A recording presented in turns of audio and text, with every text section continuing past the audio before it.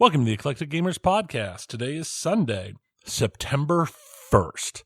Pay your rent, pay your mortgage, whatever else you have to do on the first of the month. Yeah, I just paid a bunch of bills. Yeah, so did I. It's our 227th episode. My name is Tony. I'm Dennis. It only feels like 223. I know, right? It's strange. Well, we actually do have... All right, first... I have to take my hat. I'm not wearing a hat, but if I was, I would take my hat off to our listeners because they did listen, and we have a number of queries. They were all pinball related, so they will be in the pinball section. However, we also actually have some pinball news. But finally, we do, but it's not, of course, because we were ready to record. We don't have enough to really go on much, so we'll get to that when we get to that. But introductions. What's been going on, Tony? I know you've been traveling a lot for work. I have. I spent all of last week, from Monday through Thursday, at a conference. And then I utilized the fact that tomorrow is a national holiday. So I burned one vacation day on Friday to have a 4-day weekend. Oh, that's nice. So Monday I drove my personal.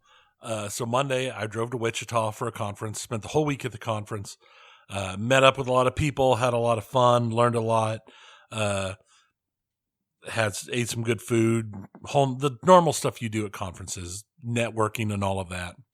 And then I came home on Thursday and just have been off ever since. So I've been puttering around, doing some stuff around the house and relaxing. And it's been great. I had a good time. Excellent. Not too much for me work-wise. I've got one more conference coming up here this month, now that we're in September, but it's a local one, so it won't be a big deal. And I actually did a bit more wristwatch content than I normally have been. The Geneva Watch Days has been going. This might be its last day. So because that is it's not their biggest event, but it's like the one like late summer event that happens. So a number of releases were being done. So I actually put together some videos for that and have had my last couple live streams have been longer because I'm trying to go over stuff. So been focusing on that side of things, which has been going pretty well. And other than that, I'm just trying to get ready for fall. We've got work stuff that, it's time for merit and doing all that, post stuff. And we're going to have to start thinking about 2026 budgets because they just finally approved the 2025 and just all that stuff. Right. So anyway, just busy stuff that most of the listeners do not care about. But what they do care about is pinball and video games. They do. And we're going to go ahead and start with pinball. And as I noted, while Tony was out having good food, networking, meeting the folk, the pinball manufacturers were either getting ready to tease information and or dealing with leaks of information, which maybe forced their hand, maybe was part of the plan. Who knows? In a way, who really cares? It doesn't matter much.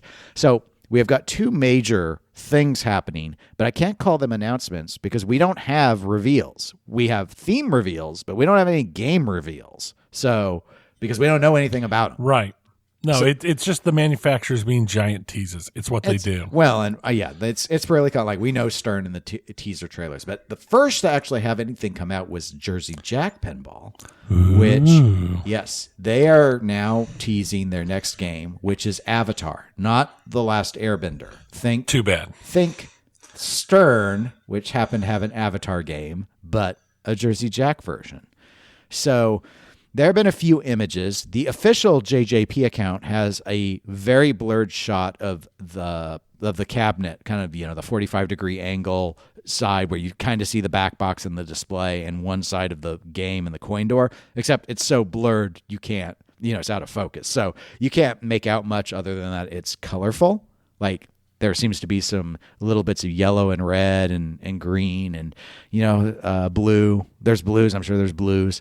So there's that, and then there was also a leaked picture of the center flipper section. So you see where it says like Pandora. There's some inserts, and then the two flippers with the shoot again in between where the out hole is. So it looks kind of blacklight Yes. When I saw that, I was like, oh, this reminds me of Stranger Things when it's in the upside down modes, when it turns on the UV. So UV effect, you know that, of course, JJP and their color changing RGBs, they do all sorts of stuff with lighting. Since we don't really know what the game itself looks like, I think the only thing that can be discussed is, what do you think of JJP doing Avatar, given that this isn't the first time we've seen a theme redone, basically. My understanding, I don't know if this has been confirmed yet or not, apologies, but the belief is this is Mark Seiden's first game. So this is what he's been working on, is this game. So we don't see nearly enough of the game. You know, it's just seeing two flippers is not enough to tell you anything about the game. So we don't know anything about it yet. But so the only thing I can ask you about is really the theme. Like, what do you think about the idea of revisiting Avatar? Obviously, a lot more movies have been planned. We've seen a second one come out. Well, we haven't seen it. I've not seen it. I've only seen the first one. But there's always been a big plan to make it a franchise, and it's just been very slow to develop. I don't know. It is very much, yes, you're right. There's always been a plan to make it a franchise. It has been slow to develop. It's been slow to come out.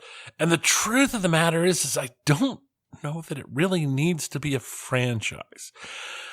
If you remove the amazing 3D visuals of the original one and you just watch it as a 2D movie, it's an okay movie at best.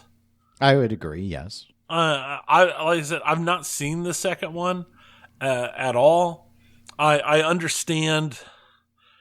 I don't understand how, and this is probably just the sci-fi nerd in me who has read so many sci-fi novels and seen so much sci-fi stuff. I don't understand the whole, like, even thought that somebody could fight back against somebody who owns the high orbitals, because it makes no sense at all. Right. I mean, it's just completely nonsensical. It's, oh, we're being counterattacked. Drop a rock. Mm-hmm. Okay. Oh, they're attacking us. Drop a rock. I mean, that's literally all it is. Right. They have the high ground. It's like, it's like, oh, we want to gather this unobtainium minerals. Okay. Well, guess what? I can burn the planet and not have a problem gathering the minerals. Mm-hmm. Though I did hear, like, the second one, it's about something out of the water that they're trying to recover. Maybe it's something from a fish or something. Some water baby stuff. Whatever. Yeah. I just don't. I don't. You can redo themes. That's fine. We've seen it plenty of times. To me, Avatar doesn't do anything. And I'm a massive sci-fi nerd, and Avatar does nothing for me. No, that's where I sort of am at. Setting aside the role of the franchising of the films and if it deserves it or if it'll be successful or whatever, just saying all of that aside, my instinct here is this, like so many of the theme choices lately from Jersey Jack, this is not a great theme to run with. It's not necessarily a bad theme. I think this is a better theme than Godfather, which I'm sure even without seeing it, and that's completely unfair, but I'm going to say it anyway, that Godfather is better than whatever movie number 2 of Avatar was. Having seen Godfather multiple times. Right. I just don't know that Godfather really translated itself into a pinball and they tried really hard to make it work with the whole land control. Like, they turned it into like a territory wars video game, which I thought was a smart way to go about it.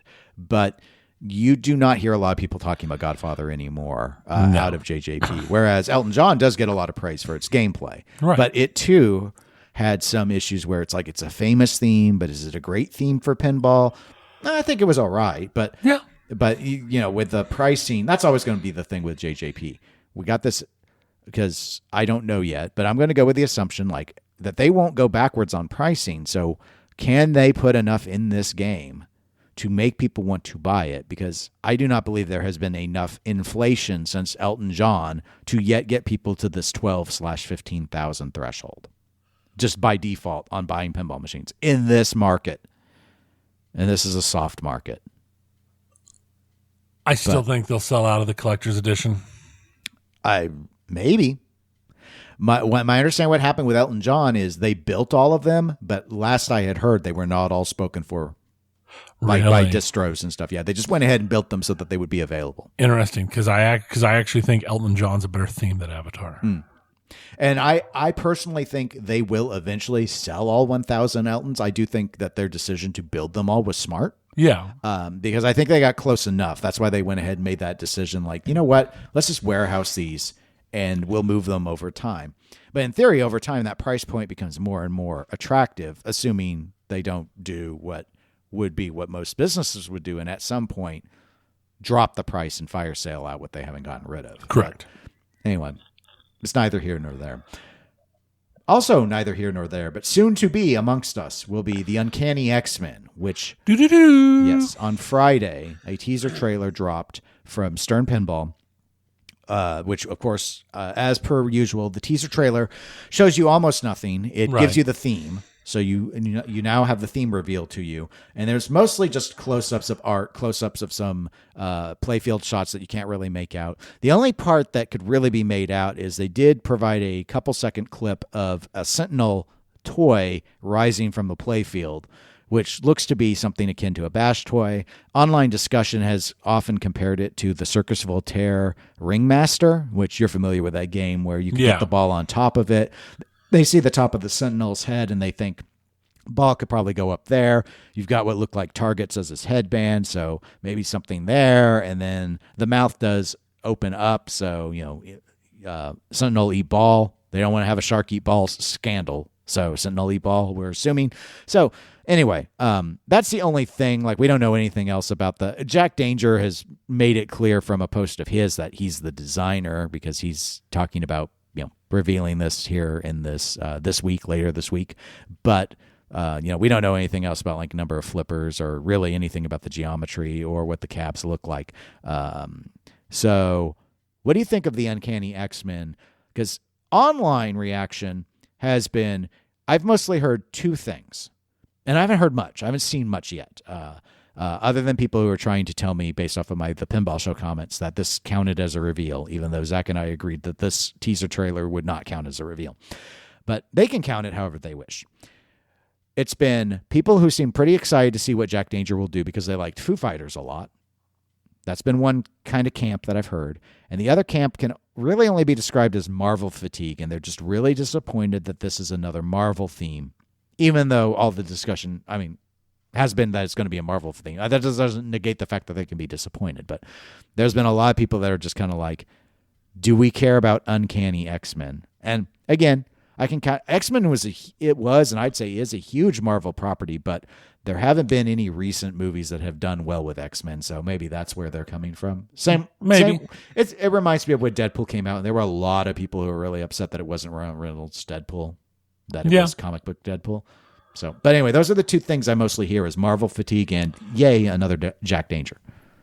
I want to bring in a third topic on this one, other than those two. At this point, does it feel like that we've annoyed Stern enough that they're intentionally scheduling their releases 3 days after we put out a podcast so we can't talk about it for 2 weeks?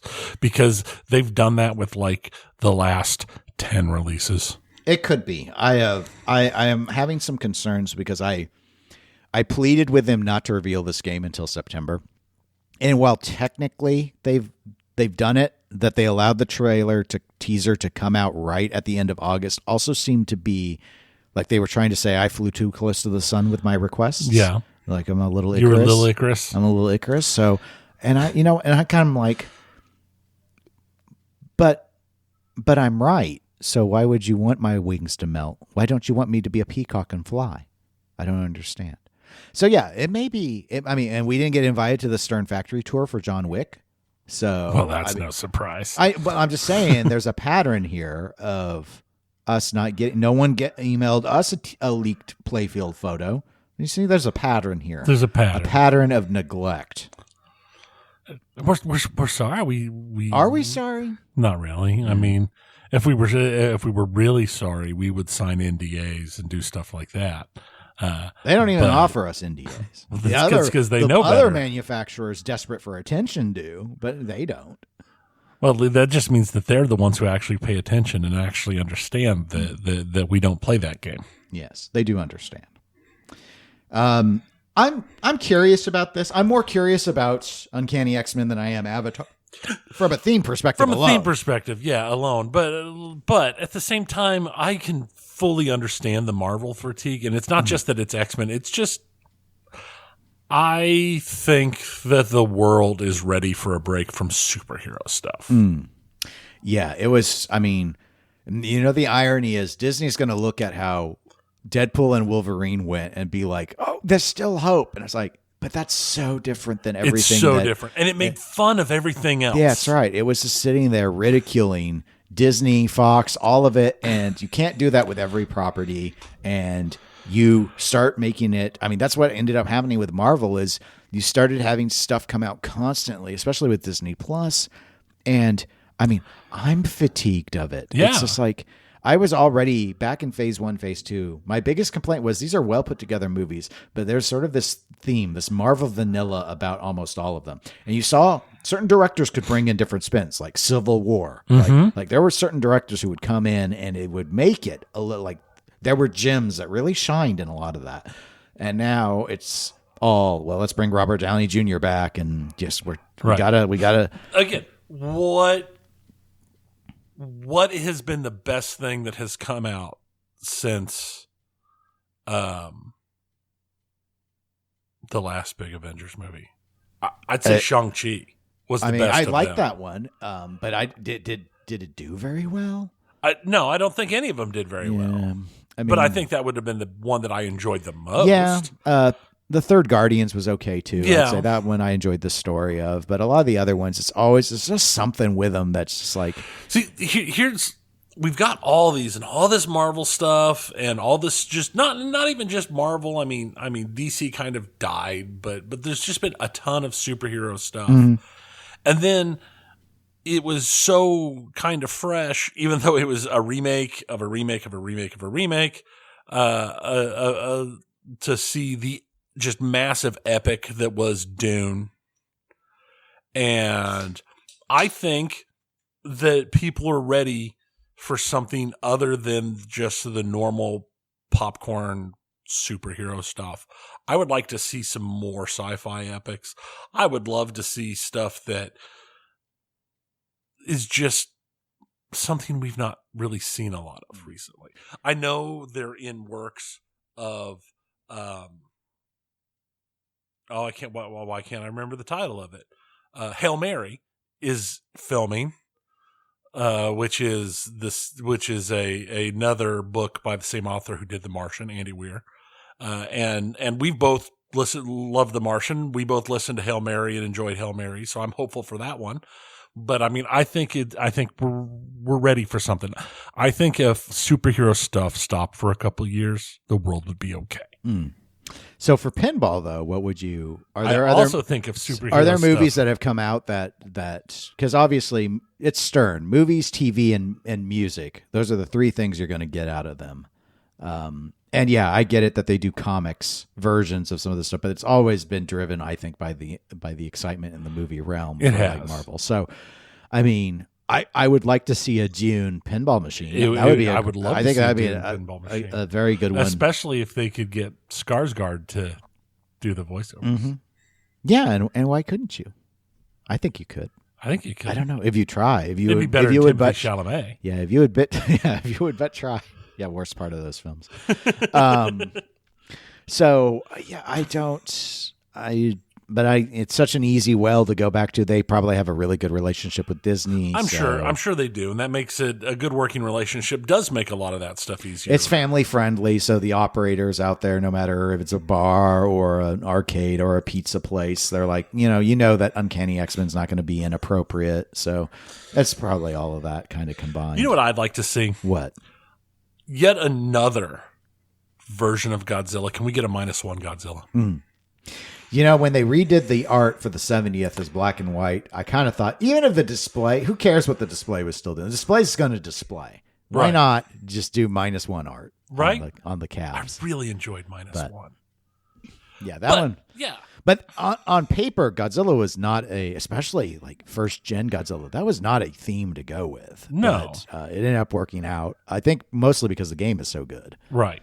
But I mean, otherwise, movie and TV, I mean, so much stuff out there is just all so similar. Yeah, I mean, I wouldn't be shocked if we saw like a House of the Dragon pin. Right. Or I don't know, we'd see a Rings of Power pin. That might be the closest we'd get to Lord of the Rings, though, ever being remade, would be doing Rings of Power. That could work. Here's what I was thinking. It only has light TV tie-ins, but it has a video game tie-in, but they've pushed things hard enough. I'll be honest, I could see a Cyberpunk pin.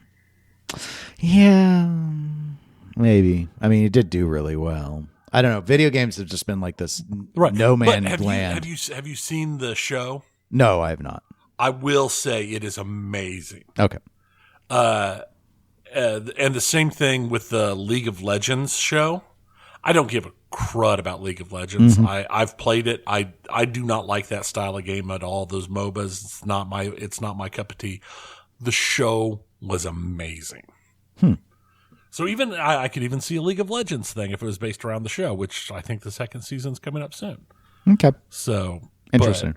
Yeah, that's all. That's all one of those things that just is an outgrowth of something else entirely that has become kind of taken on its own thing. Oh, you know, it'd be real good. Something based on the Castlevania show. You know what? I was just thinking also about The Boys and wondering. That would be a maybe good... wait till it's finished, I suppose. Now I don't ever see Stern doing The Boys. No, I don't think Stern would. But Spooky and Jersey Jack have done more adult style themes like that. So there's maybe potential there. But anyway, in a couple of weeks we'll be able to give more feedback on for sure Uncanny X-Men.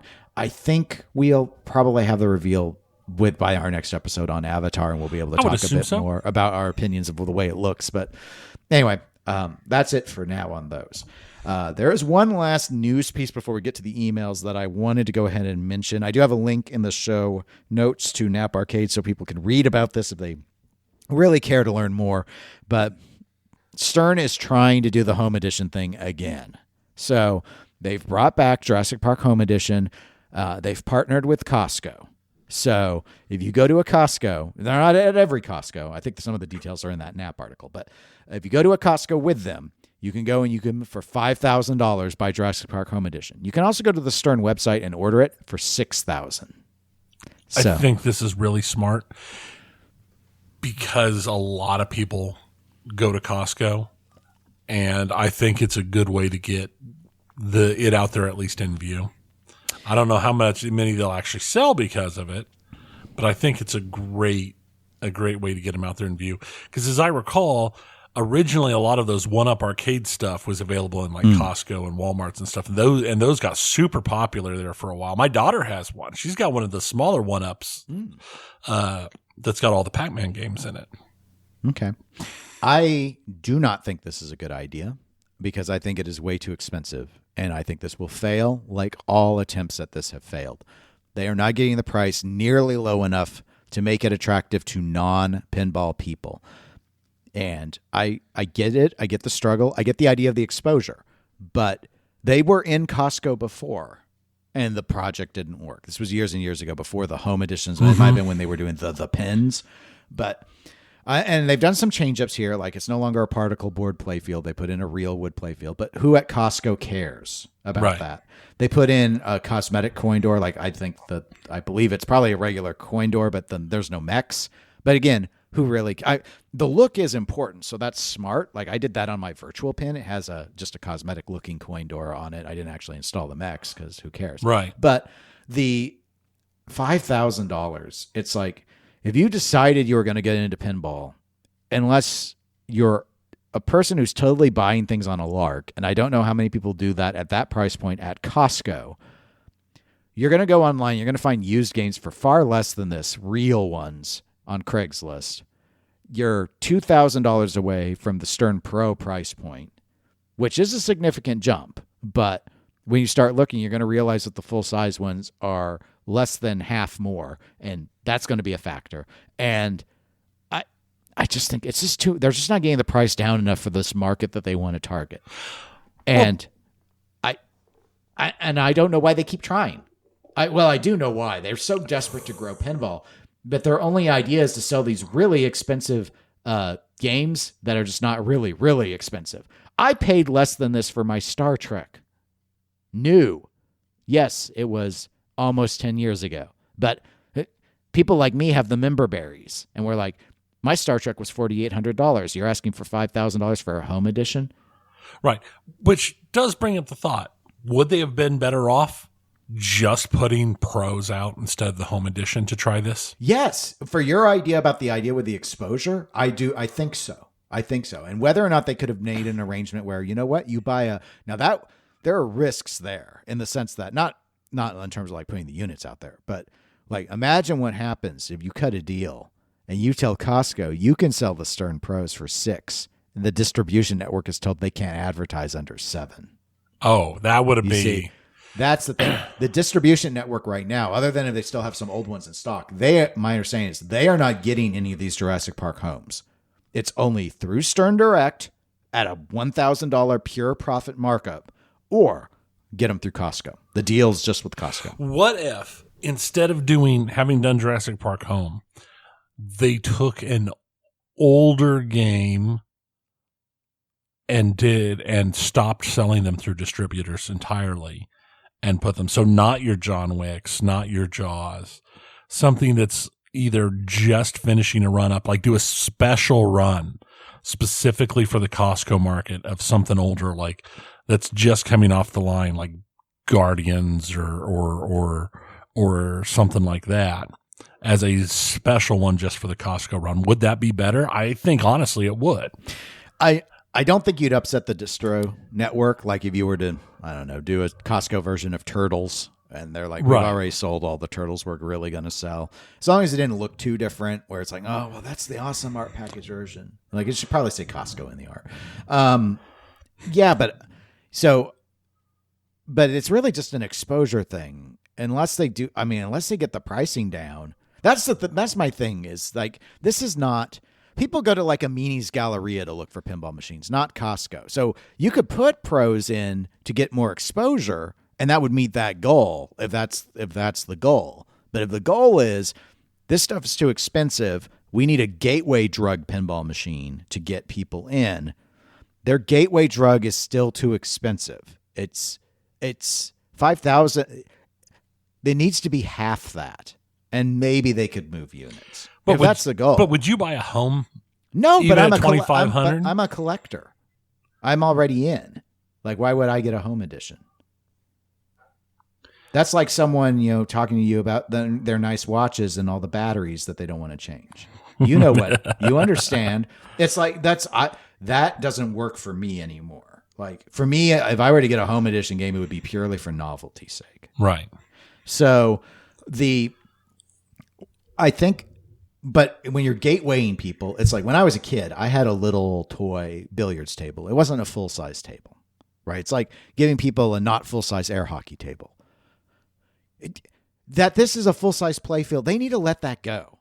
That if that's the barrier, if the hold up that they can't get this pricing down under $5 is that they're insisting that this basically be a full-size game, let that go. Shave it down a third. Maybe take I know it's hard to imagine. Take a page out of Gottlieb Premiere and do a street level, which is a little bit smaller. Maybe I don't remember. The playfield might have been the same normal size, but maybe do something like that. Definitely do something where, they get some of it right. Like the home edition rules are a lot easier to understand and all of that. Mm-hmm. But what is it about the game that is making it still cost so much money?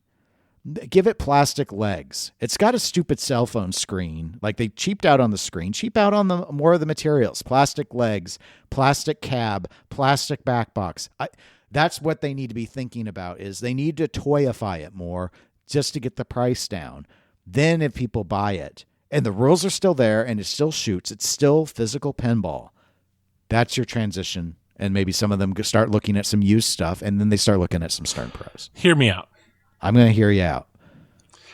Do all the things you just said, but literally make it a remake of Silver Slugger.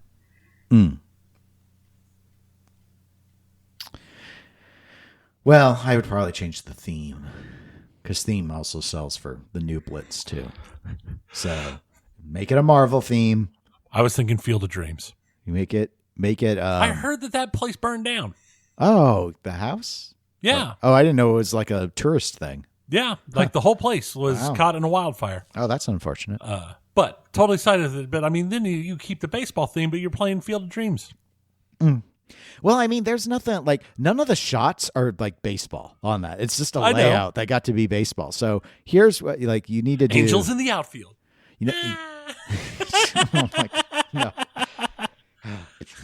No, that's a good layout though. I do like the Silver Slugger layout. But yeah, I don't know. I don't have it. My answer is that this is never going to work, and they need to just stop trying. I don't think that's the answer they want to hear. If they want the answer that they want to hear, it's got to be what I just said, and it's this cannot be remotely near a pro price. You got to take the pro price and at most 50% of a pro. So that's $3,500. That's what I think you have to do. It has to be so significant that people are like, this is a deal. I'm really like, it is so expensive to get into new in-box pinball. This is a fair deal to do. But they can't pull it off. Is what I don't think they can. Right. And I don't know if it's like physically they can't build them and sell them at a profit that low, or it's the opposite. And they're like, we could do that. But the moment the pinball community realizes we can basically make full-size games and still make money at $3,500, they will never forgive us for going to $7,000. Yeah, they are, and they'd be right. So that's where the problem is that I can see where they needed to go higher when the bill of material cost was so much higher, but that does not necessarily mean it has to stay high, and we all know it will. Yes, it will. So anyway, but Costco, if you want a Jurassic Park Home Edition, check out your nearest Costco. It might be there. All right, we got Get emails. A hot dog. How about a hot dog? Yeah, hot dog. $5,000 one? Probably not. No, I'm pretty sure their hot dogs are like $1. Okay. Well, we got a few emails, so thank you, listeners, for emailing. Remember, you can email us at eclecticgamerspodcast@gmail.com. I'm going to go ahead and start. A number of these are going to be things for us to discuss, Tony, so that's why these are all part of the show. And we're going to start with an email from Scott G., who writes, Gentlemen, I've now heard a similar line of thinking on pinball bankruptcies from my two favorite podcasts, EGP and Slam Tilt.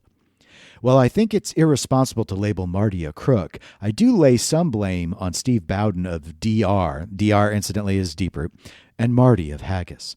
I'd like to think that those with integrity don't stand by when leadership is lying to their customer base.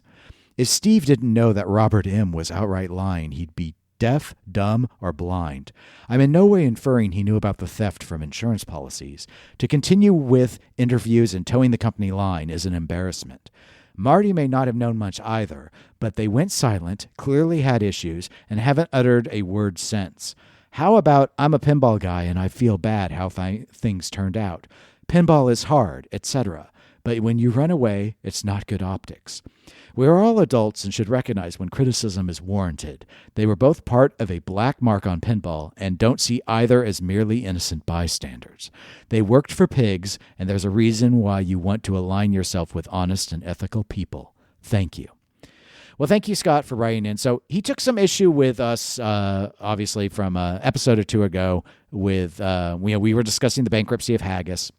And the question had come up about Marty and Marty's role, and we were kind of I'm going to nutshell summary it, and it was Marty's not the owner. We can't assume that he knew anything about how things were shaken out in the sense of, like, how much money was left, promises were broken, like people were told things were going to ship and they didn't ship, but that we would understand that he knew that the company was in trouble because no one else is working there and they're trying to build and they're having trouble getting that sort of thing.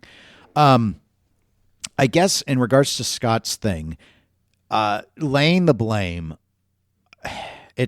here's why it's tough. He brought up 2 points. One, while the company's failing, and we did discuss this, I believe, in regards to Haggis, if they are, and we knew this was true for Deeproot, if they are under NDAs, non-disclosure agreements, as part of their employment setups, while the companies are still operating, they would be subject to pretty significant penalties, depending on what the NDAs actually said, if they were to start disclosing information that was considered confidential. And I pointed it out then because we knew from people like David Thiel, who also worked with Deeproot, that there were NDAs on the staff. So while Deeproot is still in operation, how is someone like Steve supposed to go out and say anything if it got back? Like, even if he leaked it and it got back, and we can talk about the ethics of leaking, but if he got, if he didn't know anything illegal was happening, he wouldn't have whistleblower protection. It would just be like, oh, we're having a lot of trouble. I want to say something, but I have an NDA. If he says something, then Robert, who is a lawyer, would have been able to take action on a contract breach. So even if you felt someone like that had an ethical obligation to say that they knew the company was struggling, legally he probably couldn't. And that's where I can't assume that Marty can. I get where Scott's coming from, but just because you're part of the pinball community does not give you permission to break your NDAs. And that's where... Right. And some of those NDAs, even when the company is gone, some not even necessarily NDAs, but some other legalities that come with employment contracts can apply afterwards too, depending on how things are put together. Now, and so I mean, I can see a lot of reasons why they wouldn't make comments. Well, now that my part was only regarding while the company was still in operation and things weren't going good, because there's no reason for me that I can defaultly say that Marty would know about the bookkeeping, Steve would know about the bookkeeping, David Thiel would know about the bookkeeping. There's like, their roles weren't accountants that I know of. They were like coders, rule makers, designers, sound engineers, etc.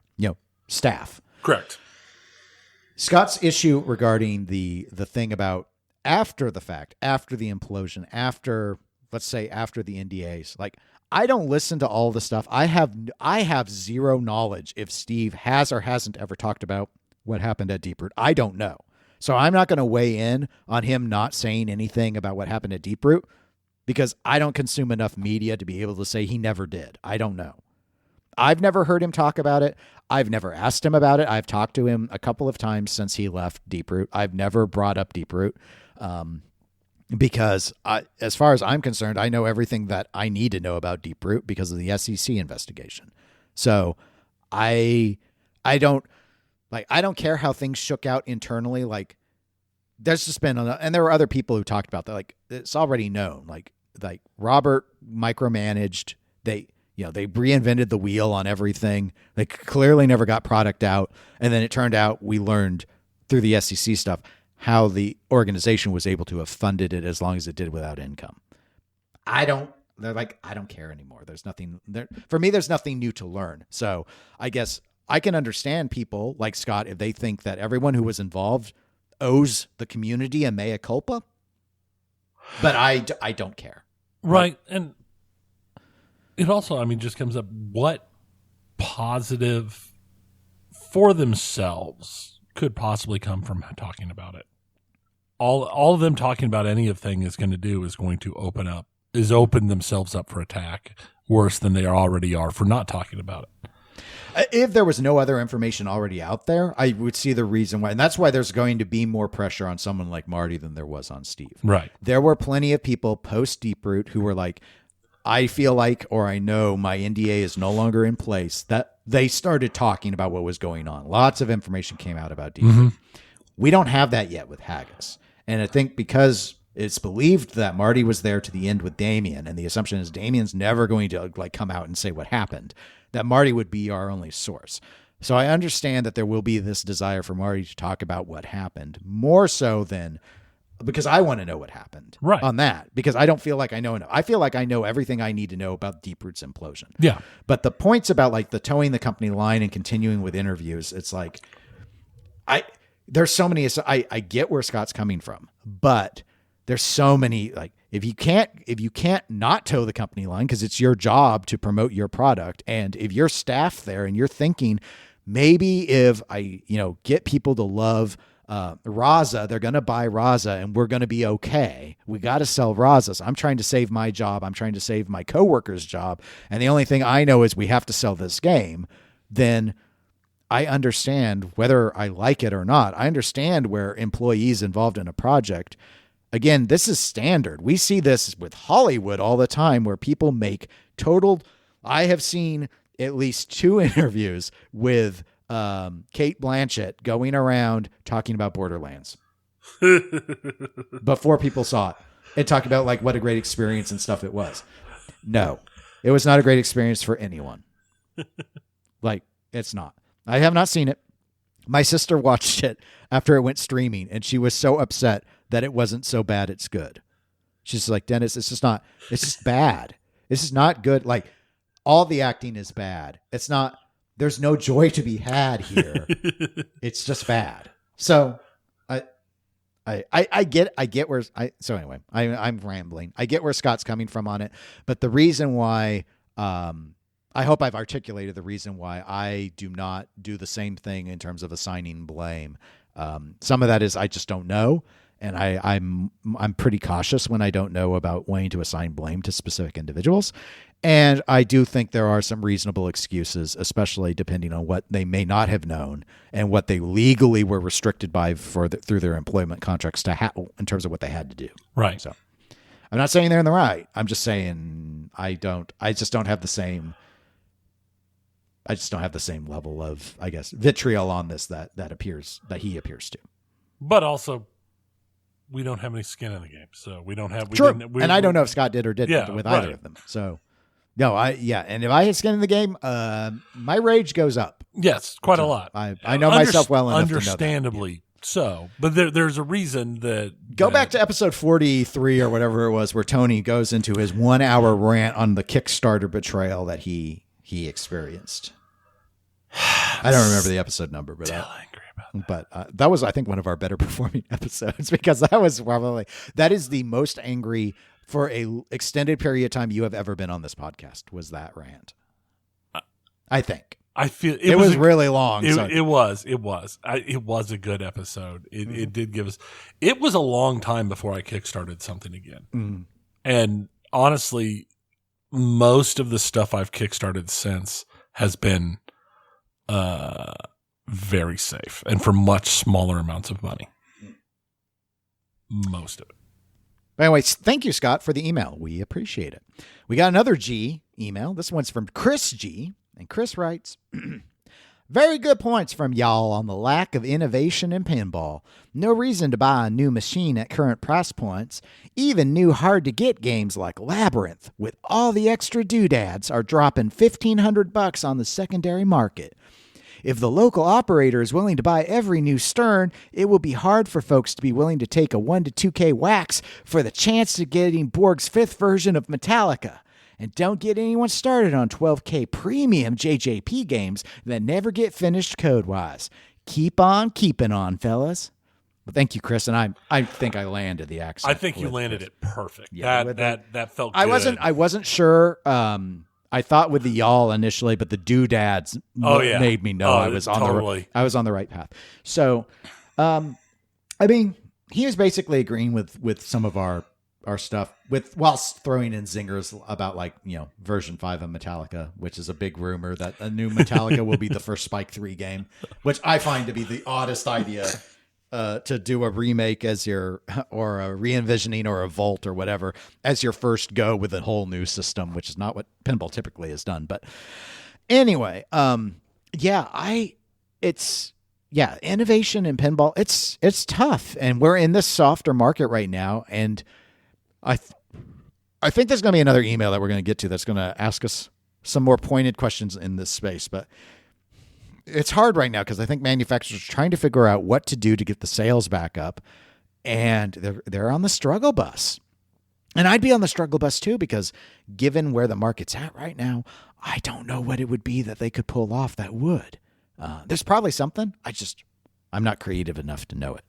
Right. And I kind of agree with you on that. I know I found it interesting that literally just before we started recording this, you and I had an entire discussion about watches and the used and secondary markets and price drops and everything.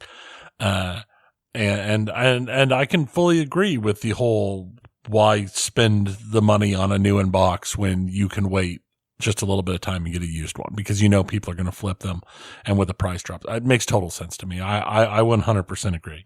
That's the best way to do it if you're going to do that kind of thing. All right. Third email is from Richard. So thank you. And thank you, Chris, for writing into us. Oh gosh, I'm running out of voices. Maybe you could do Richard's email.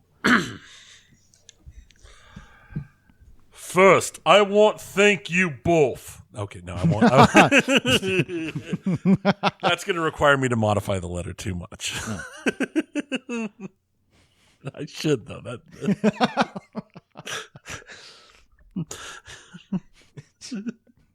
Richard, straight out of the curse region. He's free. Freedom.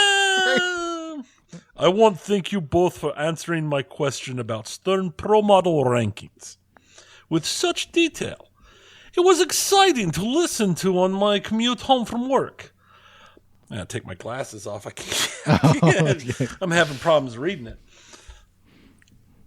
Now, where was I? I know there was some speculation about an appropriate accent for reading my question. I can confirm that German would not be accurate, but also Dennis' go-to Southern accent would be wildly inaccurate as well. Well, hopefully this yes, is better. I think this is right. It feels right to me. It feels good. Unfortunately, I currently reside in a state that is best known for being easy to create memes about. So I'll let you both try and figure that out. Well, I hope you and your sister enjoy yourselves. On to my next question. You both put Foo Fighters Pro high on your recommended pro model list, and I thought about a discussion I heard recently about the importance of toys in pinball. Foo Fighters Pro objectively has 0 toys, unless you count common elements such as a captive ball or ball lock.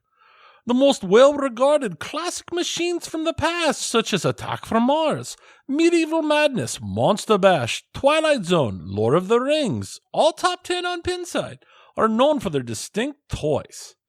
Even modern Sterns in the top 10 like Godzilla, Building, Jurassic Park, T-Rex, Raptor Pin, and Elvira House of Horrors have great toys.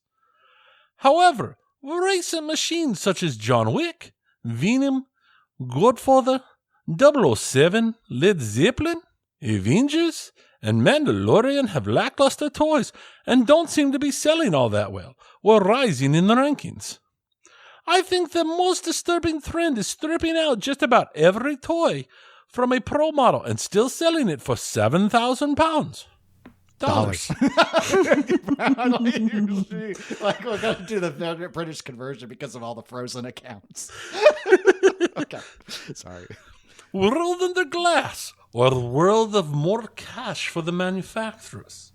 So, how important do you think toys are in modern pinball market?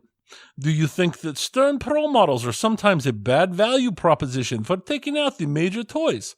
Looking at you, Godzilla Pro. Richard. Okay. Well, thank you, Richard, for emailing in. So, you asked a good question. So this was the email, apparently, that I was trying to remember. That kind of brought up the thing about toys. And we talked about innovation and the role of innovation in pinball and how that's kind of been lacking as of late. You know, people just they're like, I'm just not feeling anything.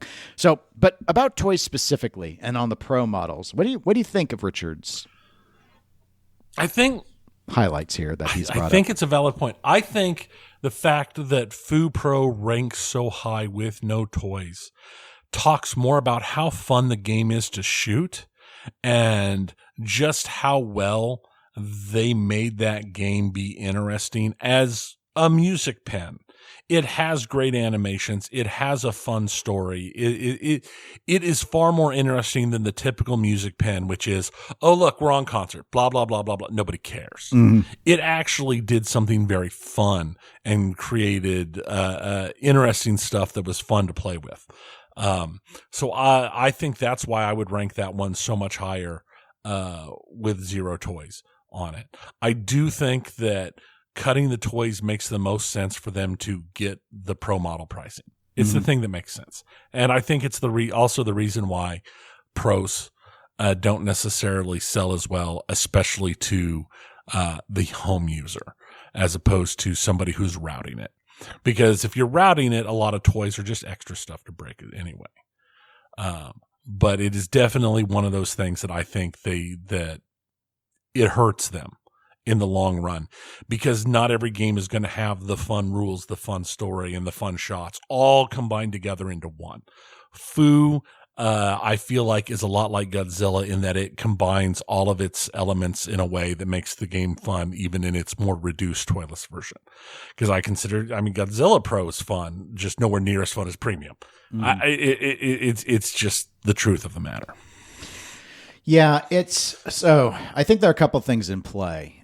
Your points on Foo Fighters, I think, are well taken. The issue this kind of gets back to that concept that Chris brought up regarding innovation. So what makes a pinball machine work? It's going to vary a little bit depending on what sort of player / collector you are. So there are some people that are incredibly toy driven. I am not one of those individuals. I've always been deeply I still remember there were games where Maverick, where that ball lock mechanism is cool the first time you see it, and then it's just a flow killer. It's slow. You're waiting around. It doesn't. You will. So my struggle with mini toys is you eventually lose interest in the toy for the toy's sake. A lot of that concept stems back from the arcade era, where the toys were to get you to walk up. There's a reason why the Ironmonger has to pop up out of the game when people would go up. Gary Stern was like, we need that toy to come up and show. The same with the Balrog on Lord of the Rings. He's like, I need that. We're paying for that toy. That Balrog needs to come out all the time. I want to see it, and because the people want to see it, because they want to get to that to be able to hit it. Right. So that's where a lot of the concepts of toys came from. It wasn't so much to make it an immersive world, though I see why people turn to that. But even for me, with Godzilla, my favorite game, I get tired of waiting for the building to drop. It's come on, make that belt move faster. I got games to play here. I'm trying to play. So I'm playing here. Right. So with Foo Fighters, with what Tony had pointed out was, you had these other elements that were very strong. Its take on a music pin, it's telling you a story, but also the layout was really different. Yeah. And if you have an innovative layout, I think you can get away with a lot of differences in terms of your lack of toys. Or what Jack really seemed to do a lot of was relying on a lot of mechanisms like kickback rubbers. It's stuff from Gottlieb, stuff that hadn't been seen lately. He was pulling some of that stuff back. The thing is, we're seeing a lot of that now. Keith Elwin loves his captive balls. We're already seeing conversation with the new Uncanny X-Men and the Sentinel toy. Okay, some people that looks cool, and then other people are looking and they're like, did he just take that straight out of Circus Voltaire? Are we just taking from Williams now? And that's what this is going to be. Is Jack's approach is going to be, let's find stuff that worked in the past. I'm just going to stick it in new stuff. Maybe maybe that'll work. I would say that might not be anything wrong. That one's not been around in a while, so right. I wouldn't think people would be too bitter. But I'll tell you a good case in point layout thing that I'm already getting really sick of. I brought it up on the pinball show, I think a couple of times now, and that is the 180 ramp. It's ever since Munsters came out, there's a 180 ramp. Elwin loves the 180 ramp. They're hard to hit. And it's just I just want to cram more shots in, so we're going to stick in 180 ramps everywhere. Right. I'm getting sick of it. I want a very target. Somebody give me a very target. Very target would be nice. But the which I think Venom kind of had. I don't recall of it, the one that the ball that kept going back further and further. I think was a very target. Yeah. I think it was on both versions. But the thing with a game like Venom, so you take a game like Godzilla Pro, which has a unique looking layout, Foo Fighters Pro, which has a very unique looking layout, that helps out. When you take a game like Venom Pro, it's a fan layout with no toys. That's when people start to notice and they start to get mad.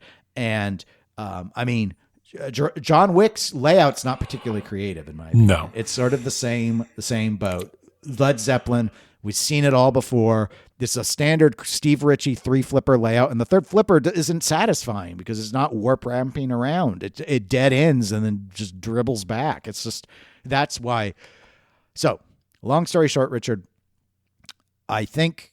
pros are supposed to be easier to maintain also. It's not just a pricing thing. It's so operators don't have to go around and deal with hung up balls and stuff that all these toys screwed up all the time.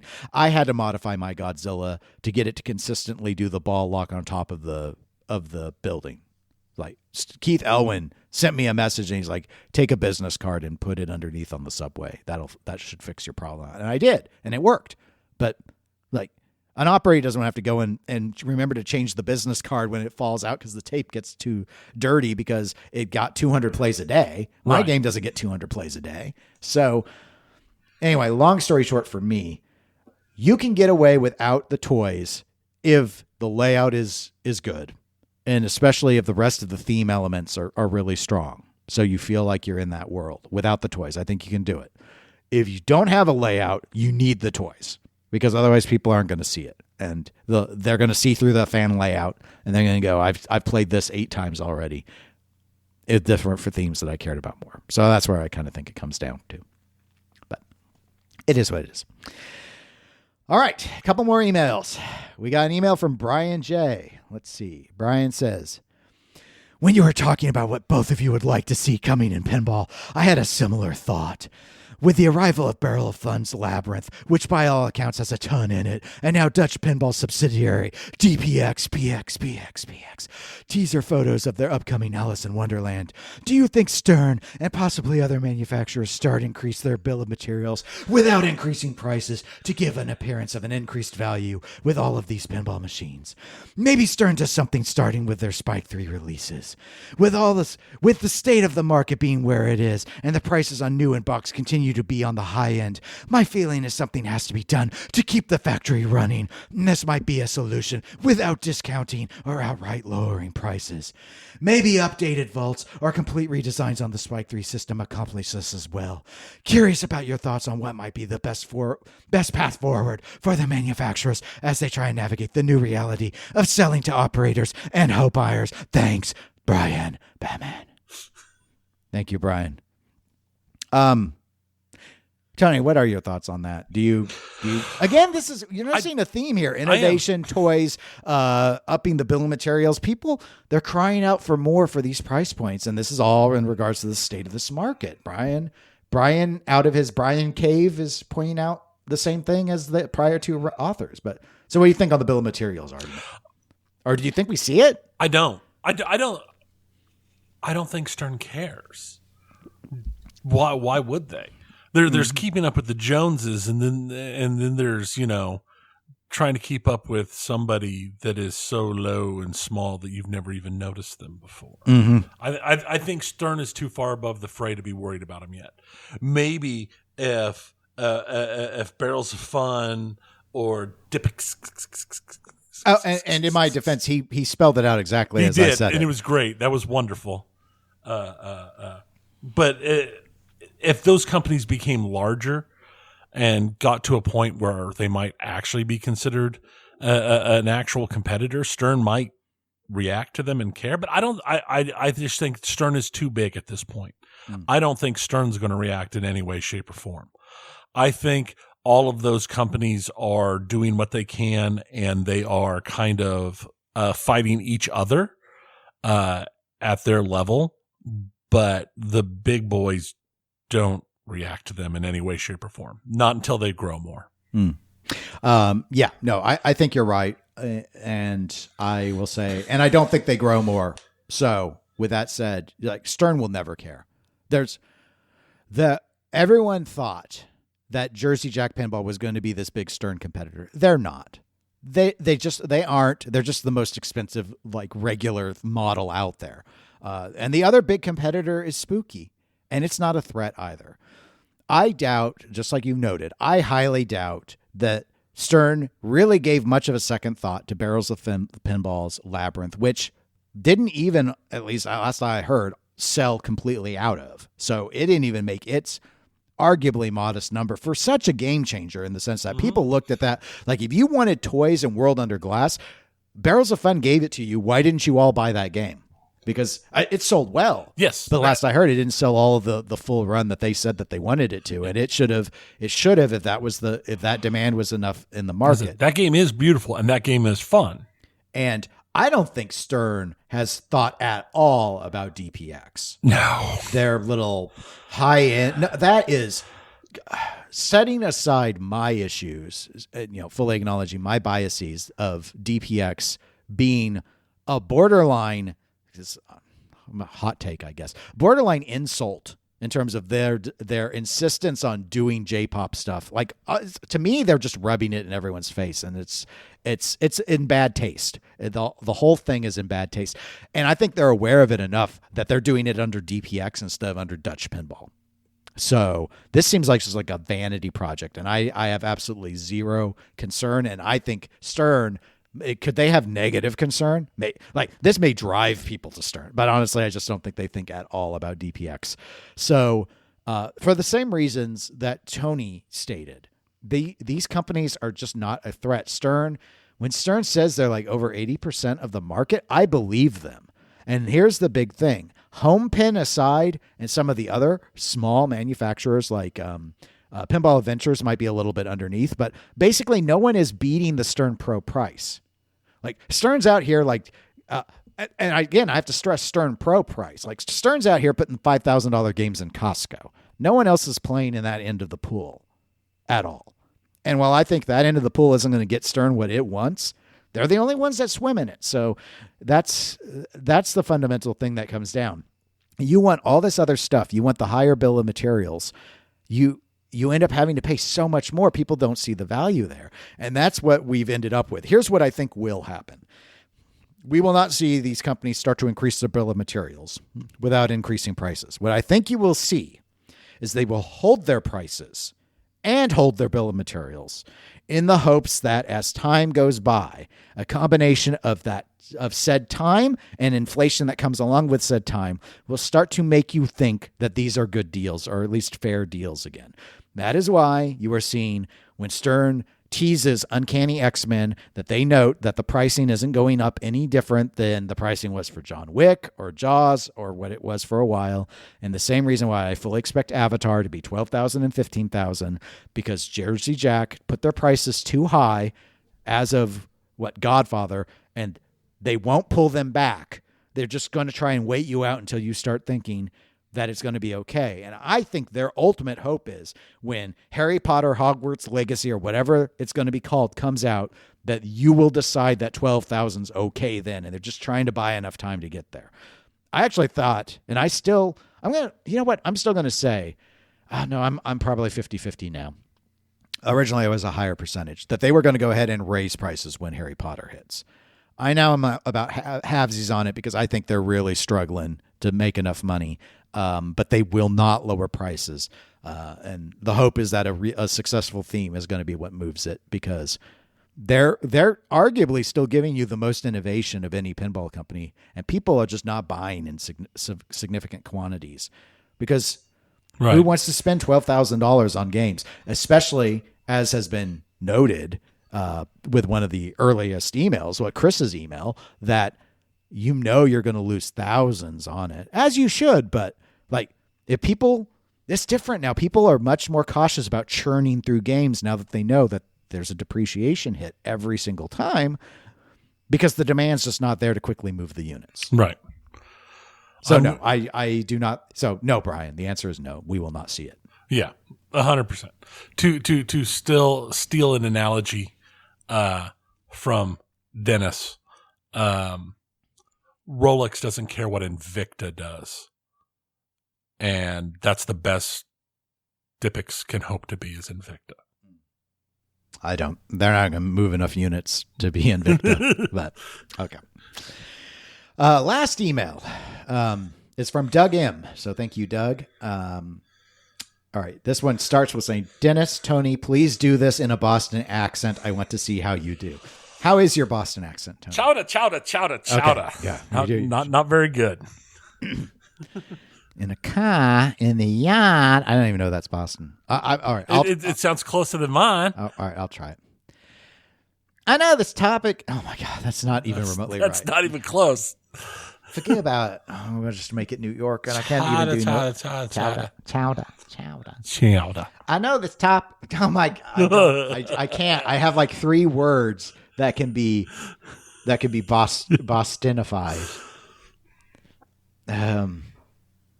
Okay, so now we got to get on Cameo and see if we can't find a Boston person to read this one for us. We're going to spend all our Patreon money on Cameo to do these voices. Spend all the Patreon money to get Ben Affleck to read one letter. All right, I guess I have to.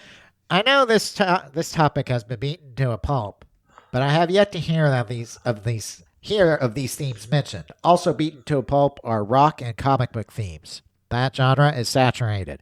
Has anyone discussed the following themes? Lego, duh. Appeals to all ages. Huge nostalgia factor.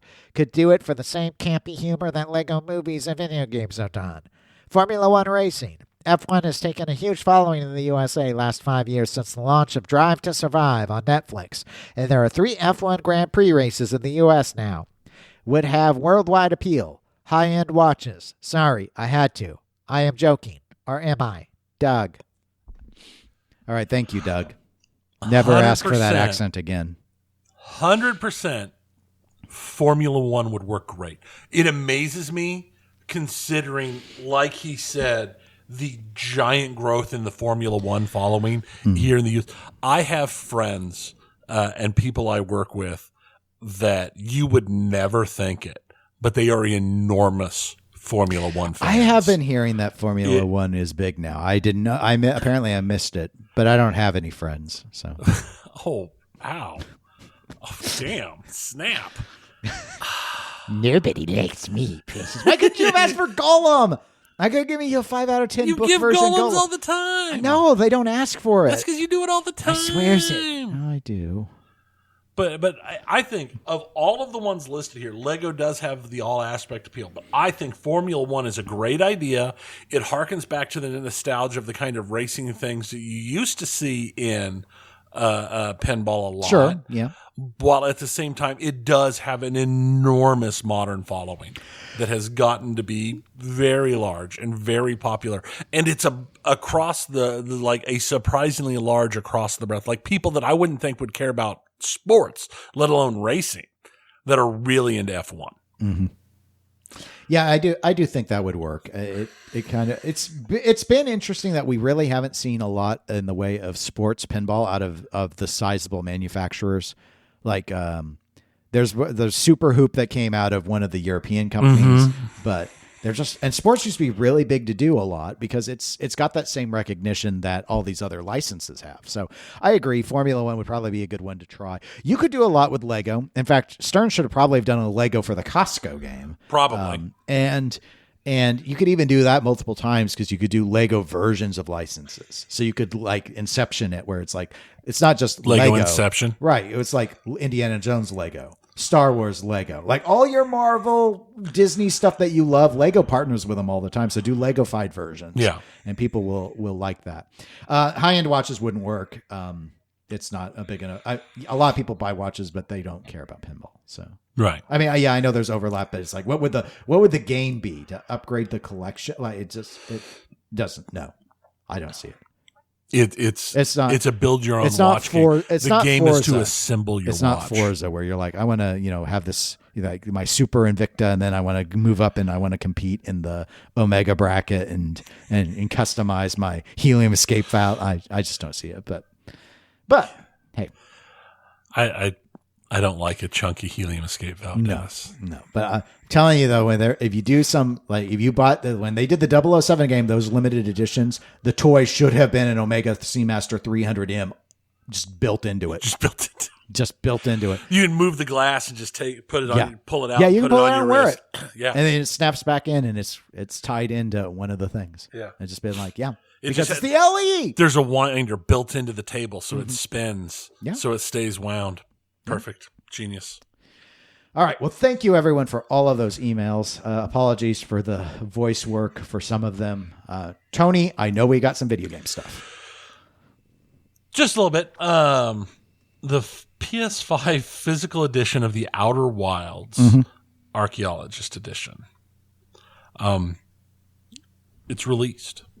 Cool. It's great. People like a special physical edition. Mm-hmm. They also like when that special physical edition has the correct game burned onto the disc. Oh. because this one did not. Somehow it went gold, got checked, and got burned on with an older version of the game that did not have all of the DLCs that were supposed to have been on it. So the physical releases are incorrect. I thought you were going to say it got burned on with like the wrong game. Like, it's the Lego game. It's the Lego game. It's the Lego Outer Wilds. Yay! That would be even better. Yeah, it would have been funnier. It's like, I put in Outer Wilds and I got Gran Turismo. I don't understand. That would be It's even. like, it's the stolen release of Warhammer Space Marine. Right. Space Marine. That'd be even better. But no, it is the Outer Wilds. It's just the wrong version of the Outer Wilds and doesn't have all the DLC. Well, that's not fun. That just sucks. Right. So the Echoes of the Eye expansion wasn't included. So Annapurna Interactive has told those who purchase the physical edition to contact their support team with proof of purchase, and they will get them download codes. But for obvious reasons, there's a lot of collectors that are pretty unhappy about the situation because it's one of those things where there are collectors out there because there's collectors for everything. But there are collectors out there who had no plan on ever opening it, and they were just collecting it to collect it because they like to get the physical editions of games, and they now have the incorrect game. Or those who got it, but still have to go do a special download, so they don't have the full game that they expected. So, we'll see. I just thought it was interesting for something to get that far through quality control, and just be like, that's the very wrong surprising. game. I mean, it's like, what happened to your quality control there? What control? Visions of Mana developer Oka Studios has been shut down like 8 days after the game came out. Apparently, they've been cutting staff since spring. It's not actually related to the game's release and how the game has been doing. Because the game didn't have time to do anything. Correct. The actual issue is that Tencent and NetEase, they're the two biggest Chinese game developers, have decided that they're not getting what they want out of the Japanese market. So they're actively starting to pull out of the Japanese market, and they're pulling their funding out of the Japanese market. They're divesting. So okay, interesting. They were looking to get big releases and franchise stuff out of the Japanese market, and they've not been getting the kind of returns they've wanted. So they're divesting themselves of their Japanese game studios. So, wow. Well, they have a lot of money in that market, so that can. I mean, I guess we're going to see more like this. I think we will. We're going to see a lot of the smaller groups get hammered pretty hard. Guess they should have called the game Visions of Money.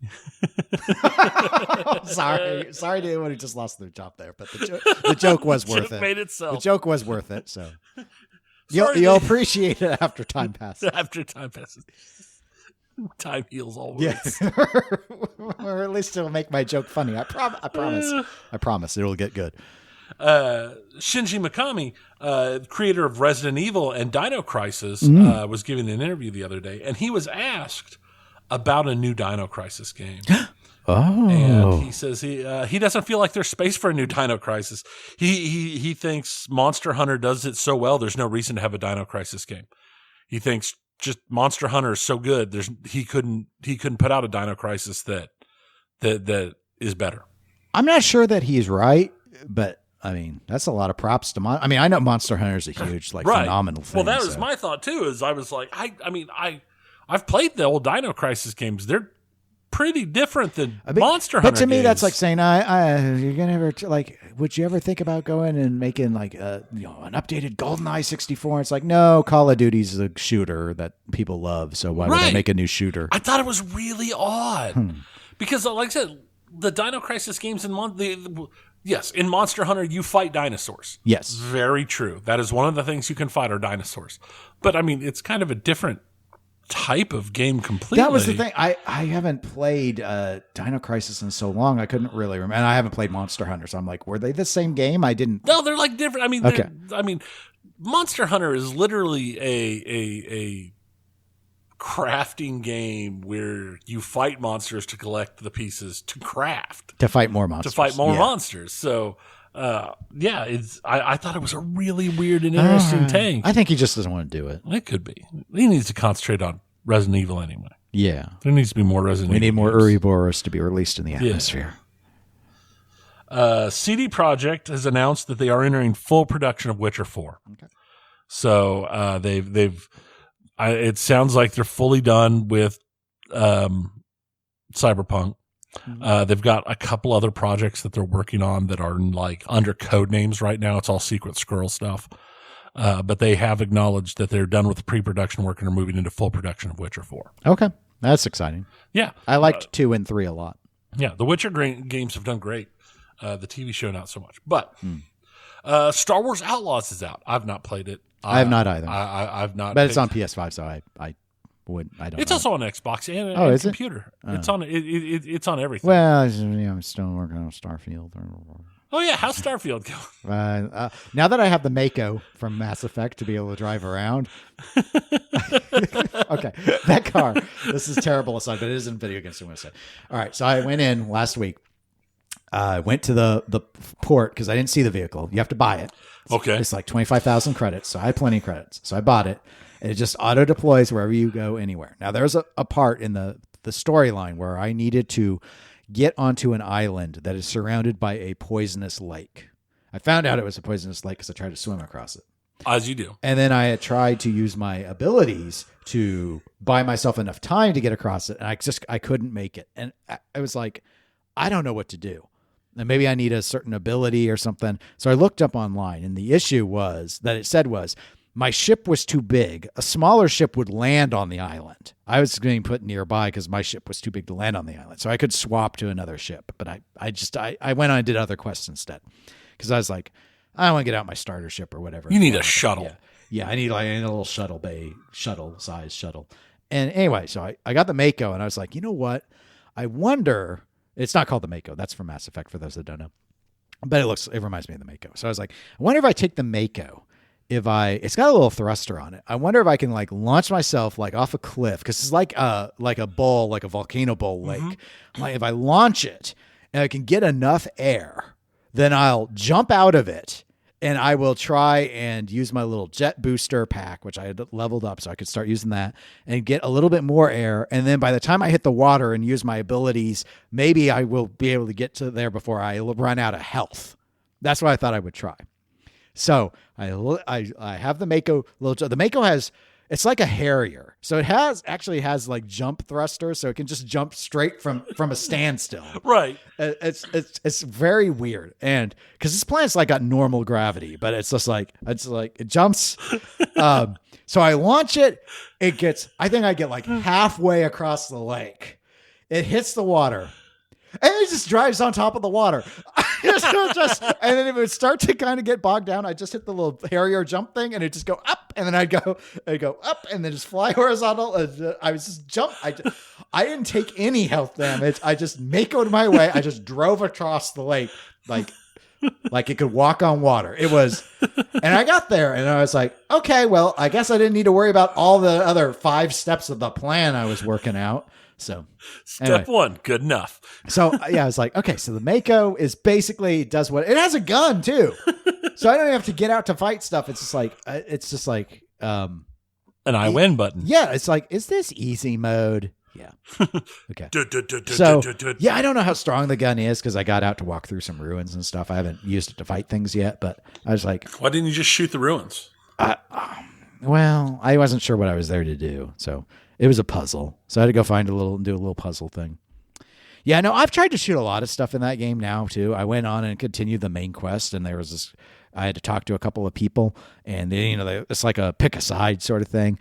So I left. I was on their ship. I got on my ship, and instead of flying to, it's like, now you need to go back to the lodge and talk to all of your people about what you want to do.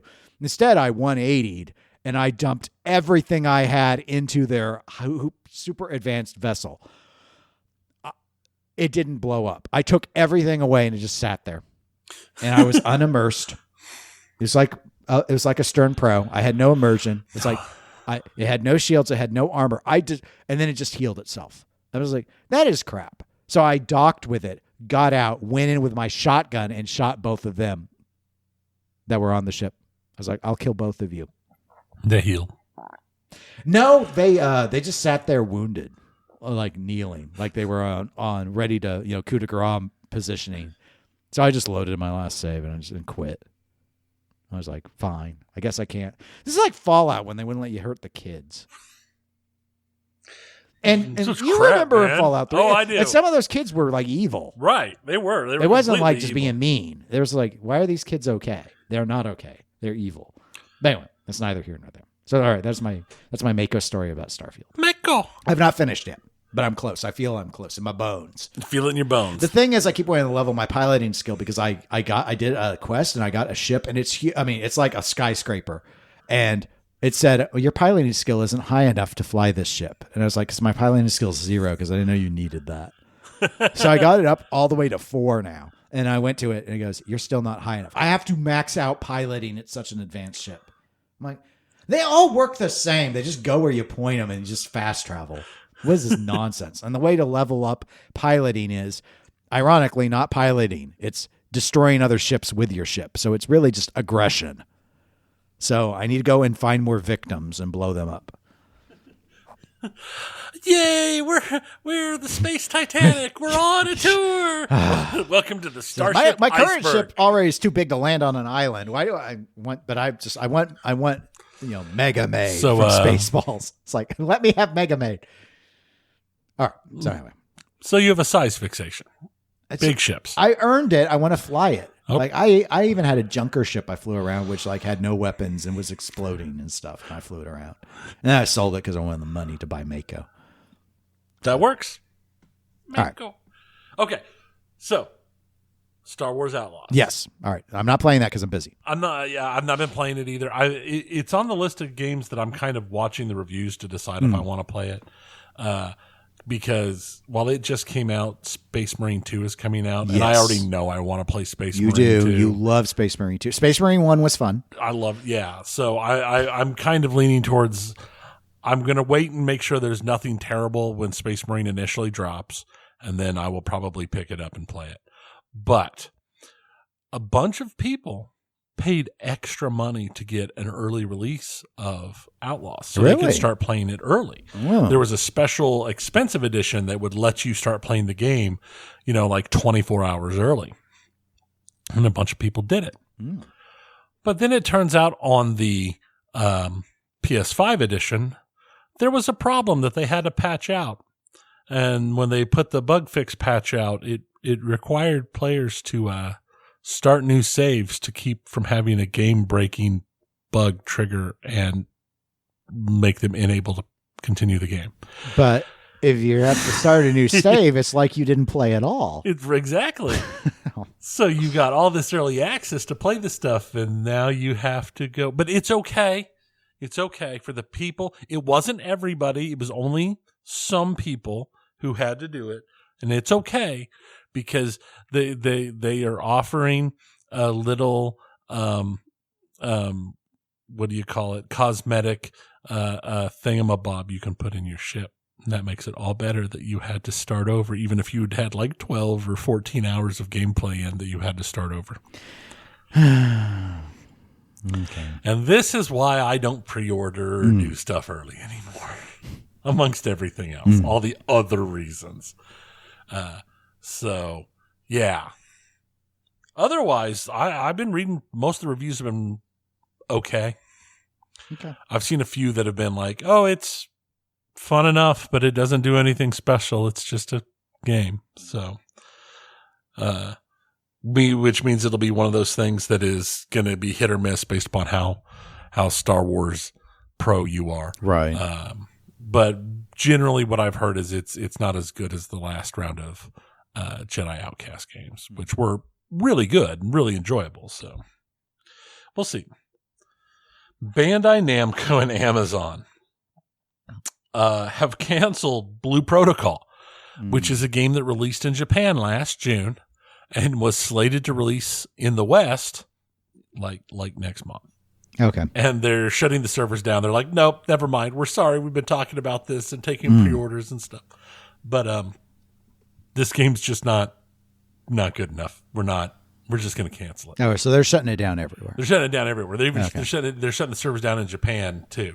It's just, the game is just going away completely. Just gone. So they have definitely decided that one wasn't worth pushing forward to.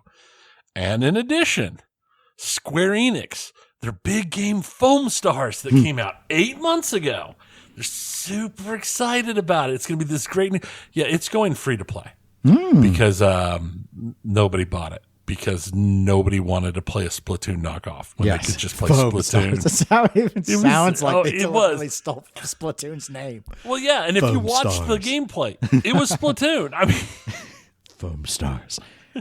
So they're just like, Sud Snipers was taken. We gotta do Foamstars. Sud Snipers. Oh man, do it like the Sniper Elite games where you just see a soap bubble race across the thing and hit somebody in the eye, and you can watch the eye turn red, and they start crying because it burns, and they're just like, "Oh my eye, it burns."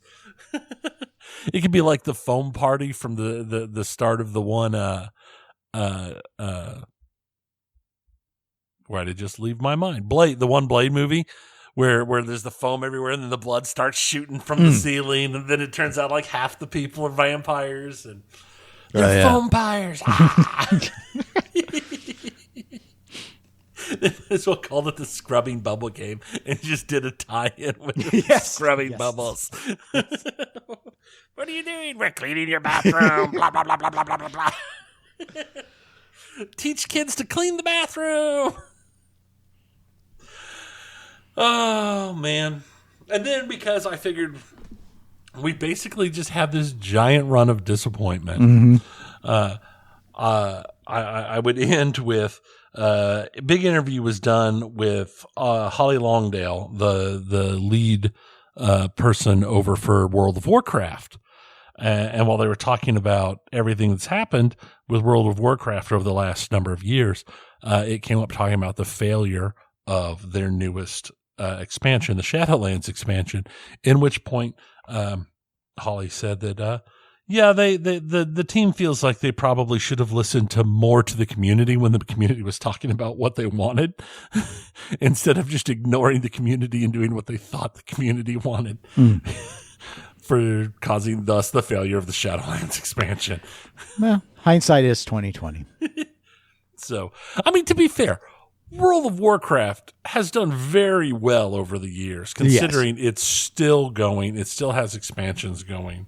I personally find it interesting that just how well they've done with the release of their classic servers, because pretty much every person I know who is still playing World of Warcraft have abandoned the game, the primary game, and have gone back and are playing just on the classic servers, which I think is a hilarious bit of nostalgia touch to me. But almost everybody I know, they're playing on the classic server that is the Burning Crusade one.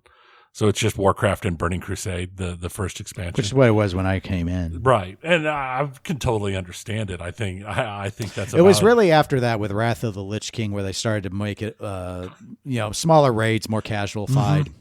Yeah. Though I did like Wrath. I thought a lot of those changes were good. I thought Wrath was pretty good. Yeah. I mean, I don't actually miss the 40-man content. No. I don't miss World of Warcraft at all. I don't miss MMOs. One of my good friends has been going very heavy into EVE again and has been talking about it. And I'm just like, no. Yeah. I don't. If I was ever to take another MMO up, it'd probably be EVE. I mean, I played Final Fantasy 14 there for about a year. What was it, 2 years ago? Like during the pandemic, just after the pandemic. And it was fun and it was enjoyable, but I can't. It doesn't have the same draw to me that it used to do. So I don't really have a plan on going back to any of those. Though if I was, it'd possibly 14, but more likely than not, it'd be EVE. It's definitely not going to be World of Warcraft. Yeah. That game, I'm done with that game. So, but that's all I had. I didn't have a whole lot in the video games this week. So, okay. Well, again, if people want to email us any other questions or comments, they can. eclecticgamerspodcast@gmail.com. We're also available at facebook.com/eclecticgamerspodcast. And you can support the show for as little as $1 a month at patreon.com/eclectic_gamers.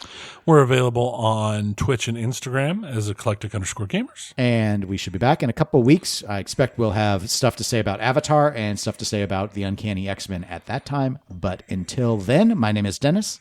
I am Tony. Goodbye, everybody. Goodbye. Yod.